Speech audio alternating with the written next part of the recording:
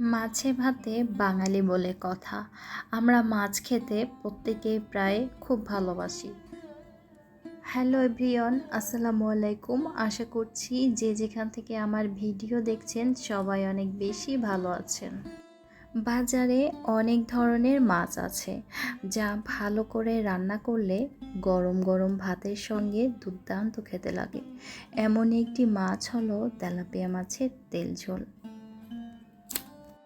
দিয়ে মধ্যাহ্নভোজ করা যায়।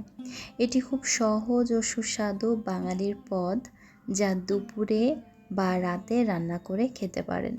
আসুন তাহলে আমার আজকের তেলাপিয়া মাছের তেল ঝোল রেসিপিটি দেখে নেওয়া যাক। এখানে আমি 5 পিস তেলাপিয়া মাছ নিয়েছি। মাছগুলো ভালো করে ধুয়ে নিয়েছি, তারপর পানি ঝরিয়ে নিয়েছি। এখন মাছগুলোর মধ্যে লবণ, হলুদ ও 1 চা চামচ লাল মরিচের গুঁড়ো আর রান্নার রেগুলার তেল 1/2 চা চামচ দিয়ে মাছগুলোকে আমি মেখে রাখবো খুব সুন্দরভাবে।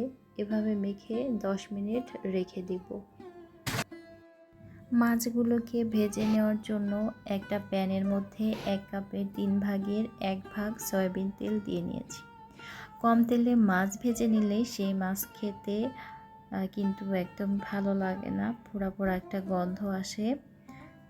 তাই আমি একটু বেশি তেল দিয়েছি। পরবর্তীতে রান্নার সময় এই তেলটাই আমি ইউজ করব। চুলার আঁচ মাঝারি রেখে এপিট ওপিট করে মাছটাকে ভেজে নিব। এক্ষেত্রে মাছগুলো কড়া করে ভাজা যাবে না, তাহলে মশলা ভিতরে ঢুকতে চায় না। এখন মাছটা ভাজা হয়ে গিয়েছে। এখন এই তেলে মাছ রান্না করব। প্রথমে একটা কড়াইতে এই তেলটা ছেঁকে নিচ্ছি। এখন আমি কিছু পেঁয়াজ কুচি এই তেলের মধ্যে ভেজে নিব। এই পেঁয়াজটা আমি রান্নার শেষেই মাত্রই ইউজ করব। পেঁয়াজটা হালকা বাদামি কালার হলে অন্য একটা পাত্রে তুলে নিয়েছি। এখন তেলের মধ্যে দিয়ে দিচ্ছি একটা তেজপাতা মাঝখান দিয়ে ছিঁড়ে, আর অর্ধেক টুকরো দারুচিনি, আর দিচ্ছি মুখ ফাটানো 4টা এলাচ। এটাই হলো সে আমার হালকা বাদামি করে ভেজে রাখা পেঁয়াজ, যেটা লাস্টে ইউজ করব। আর এখন এর মধ্যে দিয়ে দিচ্ছি একটা টমেটো কুচি। এই টমেটো কুচিটা তেলের মধ্যে দিলে তরকারির কালারটা অনেক সুন্দর আসে। এই পর্যায়ে এখন দিয়ে দিচ্ছি পেঁয়াজ বাটা। পেঁয়াজ বাটাটা দিয়ে আবার একটু নেড়ে চেড়ে নিব।